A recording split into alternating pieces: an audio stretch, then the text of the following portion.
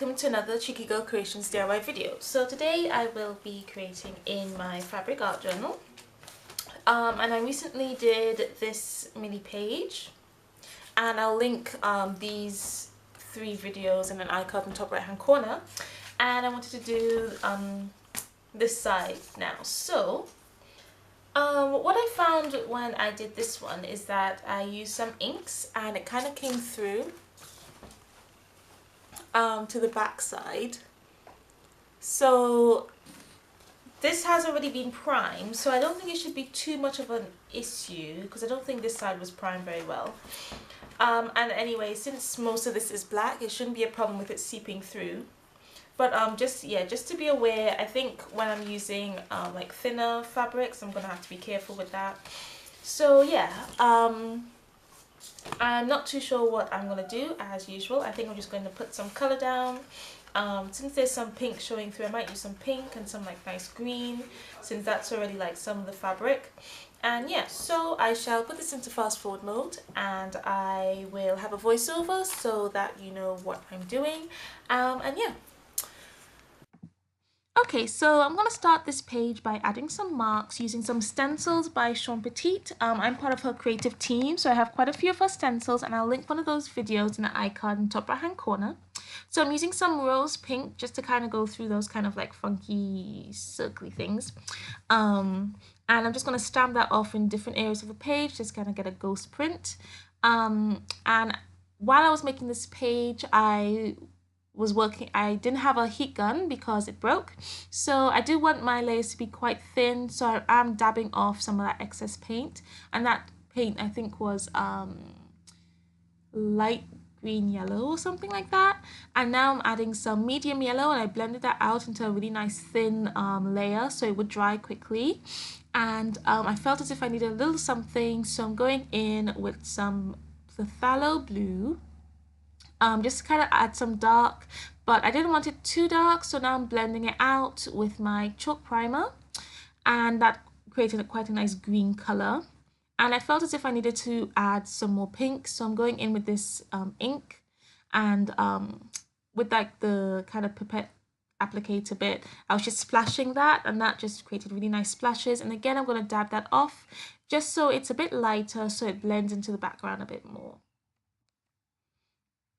So now I'm going to sketch a face, and I thought it'd be interesting to use the applicator, which is like attached to the lid.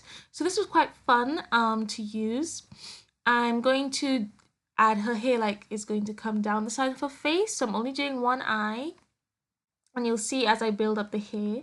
And it was interesting because I couldn't really control how much ink was coming out because the applicator is hollow, so most of the ink holds there.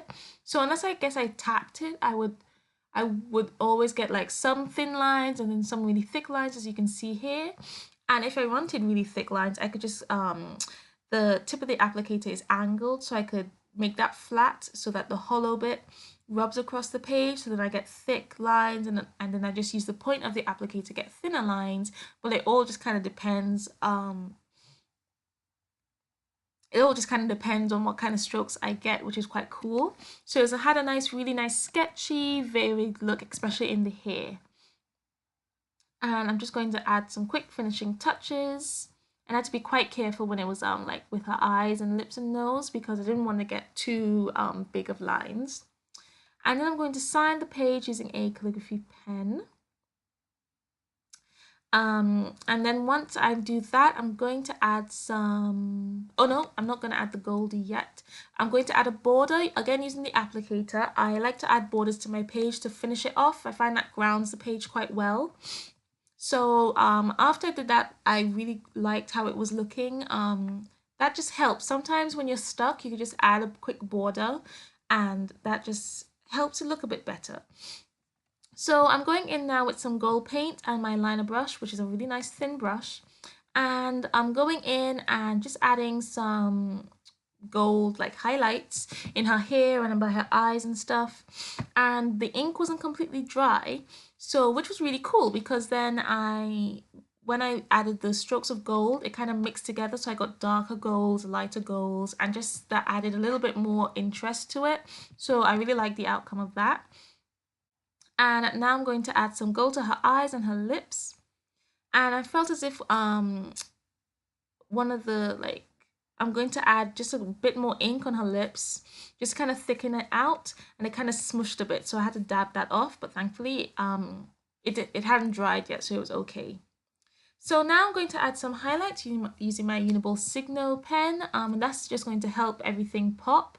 And once I've added the highlights and all like detailing to her hair, I will go in and just kind of like doodle a few marks and stuff on the background. Um, yeah, so that's pretty much it. So if you enjoyed the video, please do give me a thumbs up and subscribe if you haven't already, and click that bell so you get notified whenever I upload a new video.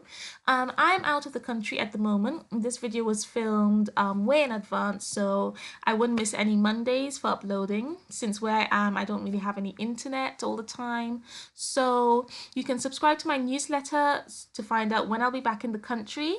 And I'll have all those links down below in the subscription, as well as my Instagram and Facebook, where you can share your creations. You can tag me on Instagram and join my Facebook group, because I'd love to see what you guys create, especially if you watch one of my videos and get inspired. So thanks again for watching, and I hope you join me again for another arty video. Bye.